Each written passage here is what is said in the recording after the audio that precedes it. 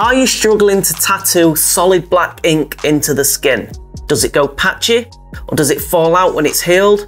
If it does, guys, then this is the video for you.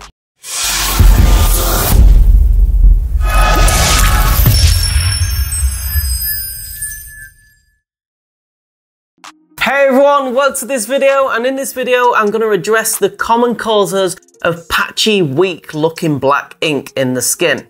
And then I'm going to guide you through the step-by-step, the exact technique that you need to be implementing to achieve that super solid black ink that's not only going to look good when your tattoo's fresh, but more importantly, it's going to look good when it's fully healed. Like a lot of my videos, guys, I've constructed it in easy to follow, bite-sized blocks of information. So I strongly recommend that you don't skip any parts of this video and watch it in its entirety to get the most out of it. With all that said, guys, let's not waste any more time and get straight into it.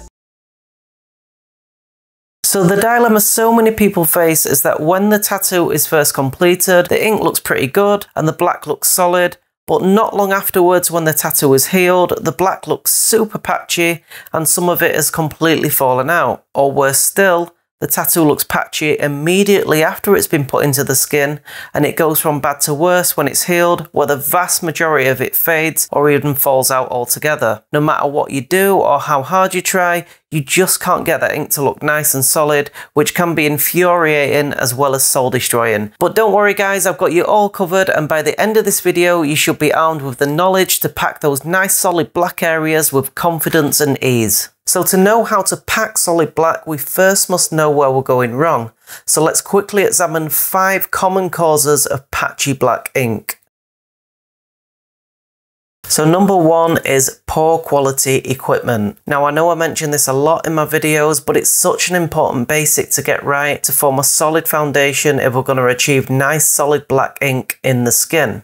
Just like anything, having a solid foundation put in place from the beginning will make the end product much more easier to achieve than trying to cut corners with cheap equipment. To name a few things that you absolutely need are quality needles. The difference between a quality well-made needle and a cheap one is massive. Quality needles will be produced from high quality steel, will be sharp, sterile, and have consistent configuration, as opposed to some knockoffs which I've seen in the past which are really inconsistent with regards to sharpness, configuration, and even hygiene. Quality ink. This is huge if you want to achieve nice solid saturation in the skin. If your ink is a cheap clone, then you're almost certainly doomed from the beginning. I recently did a really in-depth video examining 2 cloned inks against genuine counterparts, which is definitely worth a watch if you haven't seen it already, so I'll stick that card up on the screen, and if you click that you can watch it at the end of this video. But there's so many decent brands of ink out there, guys, you don't need to be buying clones. My personal go-to for black ink has always been dynamic black. At number 2 we've got the stretch. Now this is such an important factor which is often overlooked, particularly by apprentices. Basically, if you don't correctly stretch the skin, the needles are going to start bouncing off the skin instead of actually piercing it, which will give you a really patchy look on the finished tattoo.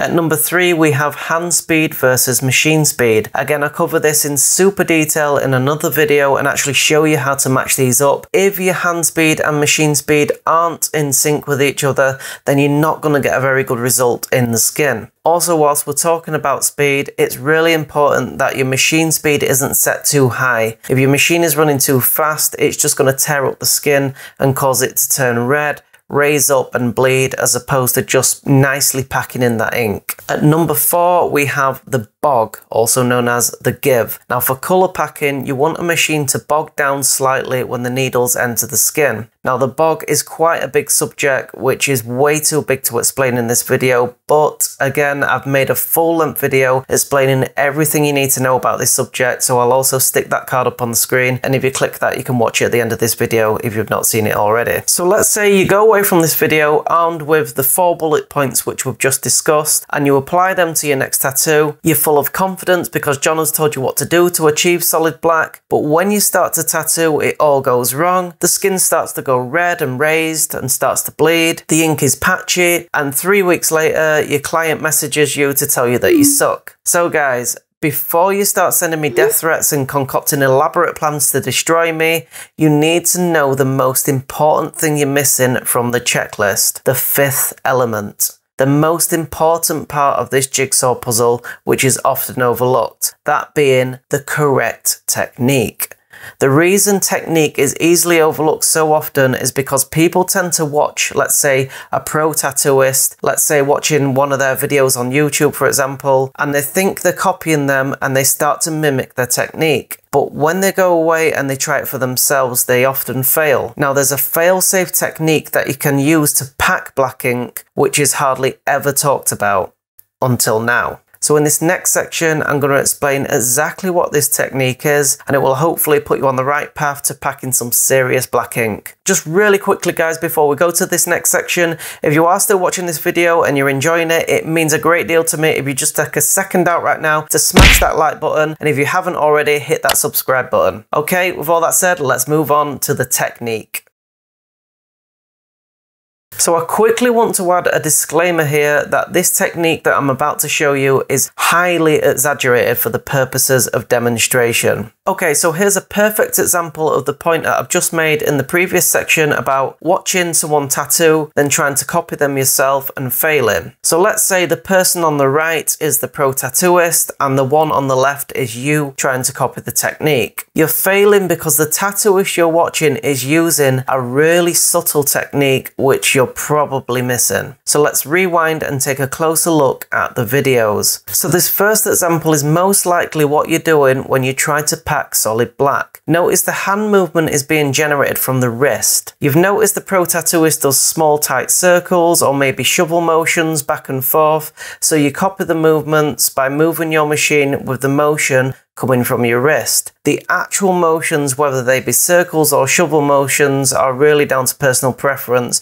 Both methods will give good results. But look what ultimately happens to the needles when the movement is generated primarily from the wrist. The wrist almost makes a sweeping motion to the needles, which is great for shading but really bad for colour packing. This is because the needles are hardly spending any time in the actual skin to be able to saturate it. If you look at this hugely exaggerated example, only a few of the needles are actually hitting at the correct depth, which in turn will make the ink look weak and patchy where all the remaining needles fail to hit at the correct depth. This results in some places that are saturated with ink and some places that aren't, which then results in a patchy looking tattoo. Now let's take a look at what our pro tattooist did. The movement of the machine doesn't come from the wrist, but actually comes from the elbow. By using this technique, it allows the needles to enter the skin, maintain an even depth, but also allows the needles to move around without compromising any saturation loss. Using this almost machine-like drop and drag motion allows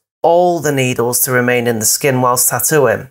By using this technique, the tattooist is able to efficiently pack a nice solid black in a relatively short space of time and then move on to the next part. In turn, this causes a dramatic decrease in trauma to the skin, which ultimately leads to a nice solid saturated black tattoo, which will also heal much more efficiently than the overworked skin one. Now you could say, well, this isn't true because I've seen artists pack black using movement from their wrist, and you'd be right, but I guarantee the vast majority of artists started out using this method until they were comfortable enough to adapt the technique to their personal needs. But the point of learning this way, especially at the beginning, is that it forms a clear picture in your head at what the needles should be doing to achieve the solid saturation. Now, by applying this technique, you will almost certainly see massive improvements in your work pretty much straight away. Then once you're really confident and comfortable, you can then decide whether you want to adapt the technique to suit your personal style of tattooing. So to summarize, guys, we need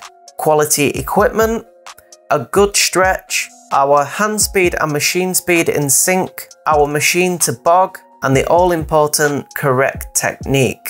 If you nail all these 5 areas, then your solid black tattoos are going to look saturated, clean, and heal perfectly. Thank you so much for watching this video, guys. If you did like it, it means the world to me if you just smash that like button, and it also lets me know what you guys are liking, and it can steer the channel towards what future videos that I'm going to make. Don't forget, if you've not already, hit that subscribe button, hit the notification bell as well, and you can stay up to date with all my latest uploads. With all that said, guys, thank you so much again for watching, and I'll see you in the next one.